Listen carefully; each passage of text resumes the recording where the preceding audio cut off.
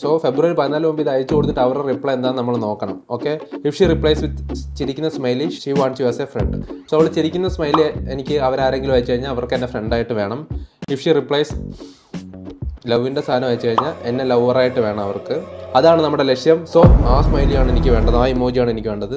If she replies ഉമ്മ എനിക്ക് അയച്ചു തന്നാൽ she wants you as A bestie. ഇല്ല, ബെസ്റ്റി ഒരു സേഫ് ഓപ്ഷനാണ്. കാരണം കുറച്ച് നാൾ കഴിയുമ്പോൾ നമുക്ക് മറുകണ്ഠം ചാടാം. മറ്റേ അവൾ ബ്രേക്കപ്പ് ആകുമ്പോൾ നമ്മൾ അതിൻ്റെ ഇടയിൽ ഇടിച്ച് കയറും. സോ ബെസ്റ്റിയും it's okay. If she replies she wants you as a brother no. നമ്മൾ ഏത് രീതിയിൽ ഒഴിവാക്കേണ്ട ഒരു സാധനമാണ് ബ്രദർ. ഓക്കെ, അത് നമ്മളാകരുത്. If she replies angry she wants you as an enemy. So angry അയച്ചു കഴിഞ്ഞാൽ അവർക്ക് തന്നെ എനിമി ആയിട്ടാണ് വേണ്ടത്. ആരെങ്കിലും ആഗ്രഹിക്കുന്നുണ്ടോ ഒരു എനിമീനെ വേണമെന്ന്? ഇത് ആരുടെ ഉണ്ടാക്കിയത്?